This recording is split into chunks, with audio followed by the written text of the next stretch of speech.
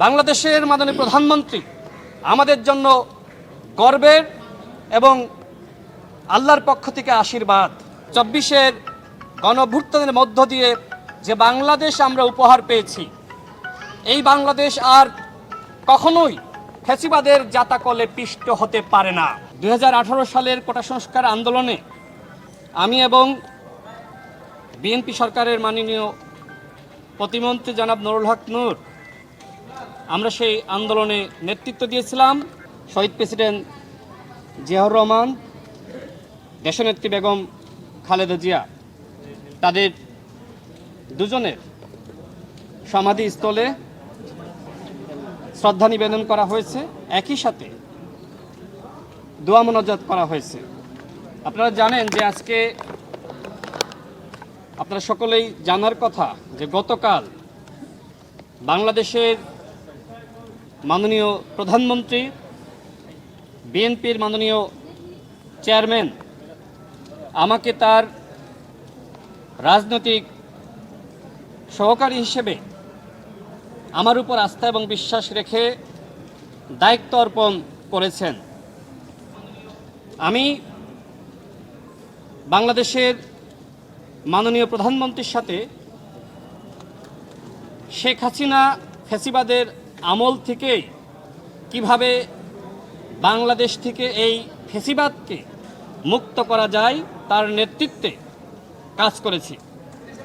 তার সাথে আমার ব্যক্তিগত পর্যায়ে এবং দলীয় পর্যায়ে সম্পর্ক ছিল এবং তার নির্দেশনা মেনেই 2022 সাল থেকে যুগপৎ আন্দোলন, এক দফার আন্দোলন এবং পরবর্তীতে ছাত্র গণ অভ্যুত্থানে আমার জায়গা থেকে একজন রাজনৈতিক কর্মী হিসেবে আমি ভূমিকা রেখেছি।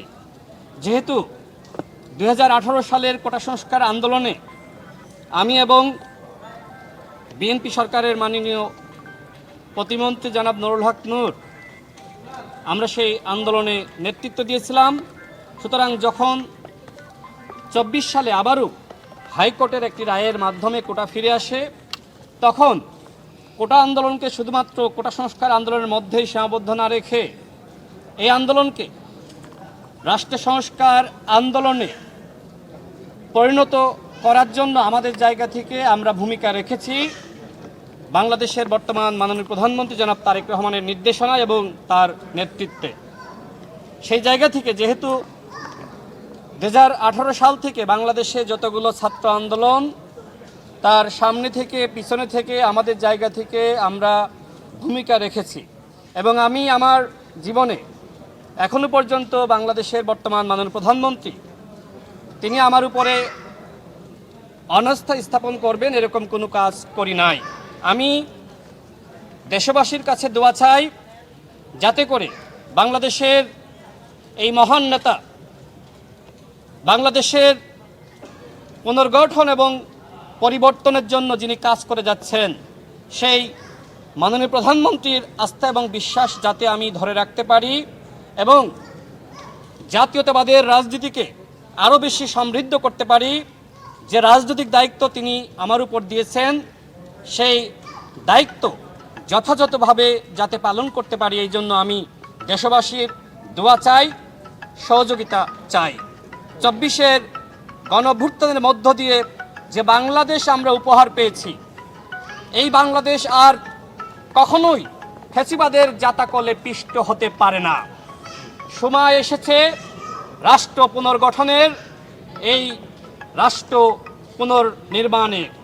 সেক্ষেত্রে বাংলাদেশের সমস্ত রাজনৈতিক শক্তিকে, যারা আমরা ফ্যাসিবাদ বিরোধী লড়াই করেছি, আমি সবার প্রতি উদাত্ত আহ্বান রাখতে চাই যে আমাদের মধ্যে রাজনৈতিক কারণে মত পার্থক্য, আদর্শিক পার্থক্য থাকতে পারে, কিন্তু দেশ পুনর্গঠনে আমাদের মধ্যে কোনো পার্থক্য থাকতে পারে না।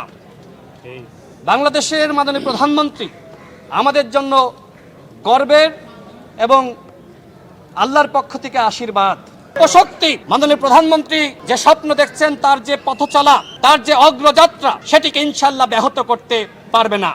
এদেশের তরুণ সমাজ, এদেশের শ্রমিক সমাজ, এদেশের সাংবাদিক সমাজ, এদেশের শিক্ষিত সমাজ, এদেশের ছাত্র সমাজ বাংলাদেশের মাননীয় প্রধানমন্ত্রী জনাব তারেক রহমানের সাথে আছে ইনশাআল্লাহ। আজকে আমরা আমাদের দেশনেত্রীর জন্য দোয়া করেছি, শহীদ প্রেসিডেন্ট জিয়াউর রহমানের জন্য দোয়া করেছি। বাংলাদেশে যে সংস্কারটা শুরু হয়েছিল বন্ধুগণ কার হাত ধরে? শহীদ প্রেসিডেন্ট জিয়াউর রহমানের হাত ধরে। পরবর্তীতে দেশনেত্রী বেগম খালেদা জিয়া তিনি এই রাষ্ট্রের মেরামতে কাজ করেছেন, তার জীবনটা পর্যন্ত স্যাক্রিফাইস করেছেন।